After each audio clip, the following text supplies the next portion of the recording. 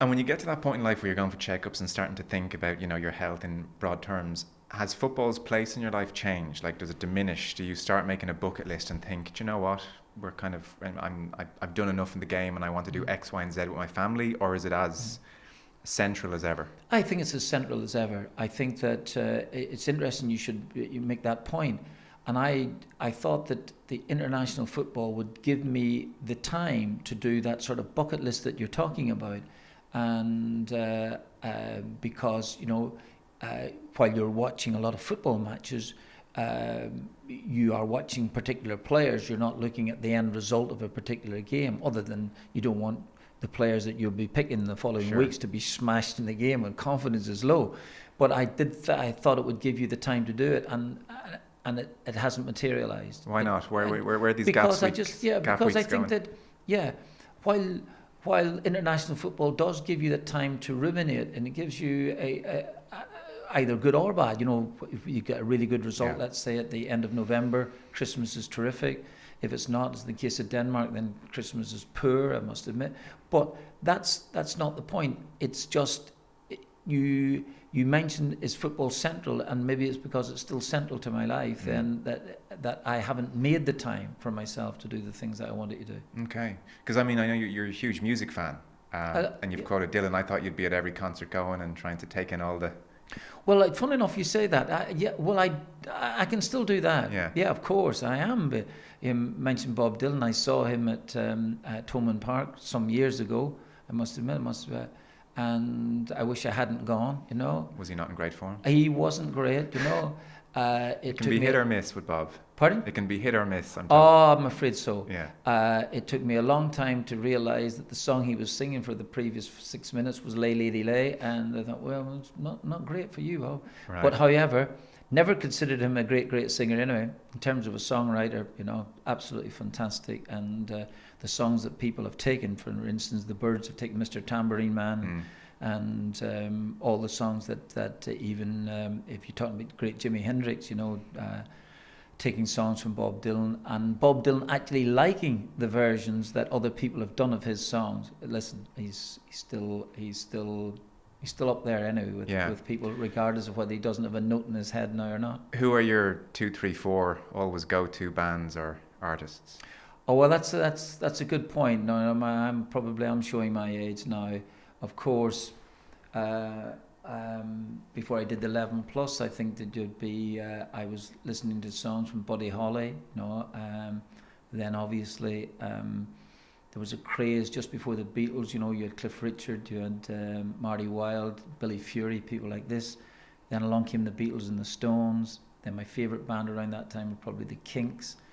Then you went to, I heard the Byrds doing Mr. Tambourine Man in '65, which was just fantastic, blew me away, it was great. Then The Who, of course, then Small Faces, maybe my favourite band of all. Then I go to school, I'm obviously at school, I'm at college.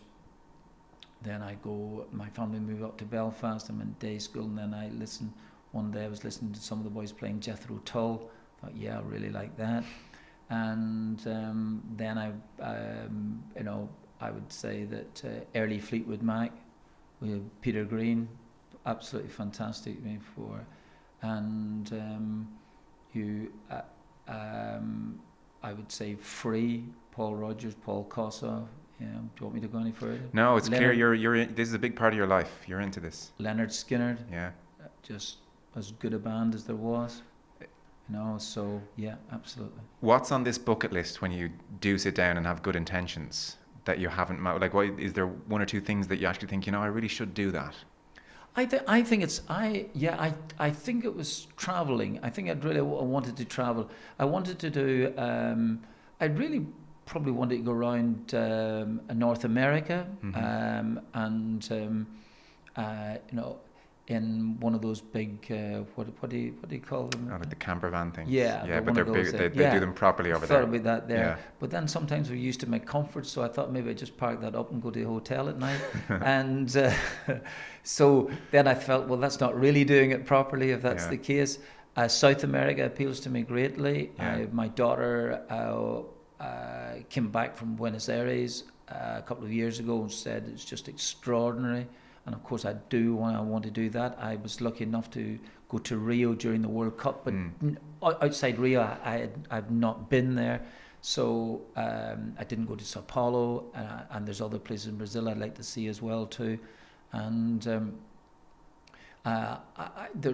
for some unknown reason, I want to go to Chile and Santiago. I want to go down there. So lots of things still to do. Yeah, okay. Believe it or not. But and even traveling east, I went to Japan for the final of the World Cup in 2002. Always felt like to go back again. I'll give you an example. Mm-hmm. All right. And this is where you have a think about this at your age now. Okay. I went to with Nottingham Forest. We went on a pre-season tour of a number of places. We went to Toronto. We ended up in Vancouver, down to Miami, then to Bogota in Colombia, and then back home again. But anyway, we were in Toronto, and there was a journey to go to Niagara Falls. And some of the lads were playing cards at the back of this seat. And so Niagara Falls, you can hear Niagara Falls before you can see it. It's right. that rumbling, and it's fantastic. I think one or two of the lads still play cards and hardly get out of the bus. I made it myself, don't worry about that. Always thinking, don't worry, I'll see this again, because Nottingham Forest were successful and we were travelling all over Europe. Yeah. And I'm seeing places that, I think I'll be there again. Well, I've never been to Niagara Falls since. So I'm delighted I got off the bus to see it, to actually witness it there. So thinking to myself, you know what, in 2 years' time I'll be there again. It's a good job you didn't have a full house. Who knows? Would you? Absolutely. I think it was because, yes, it's absolute. I think the game we were playing was 3-card brag, and it packed in with a pair of twos or something, whatever it may be.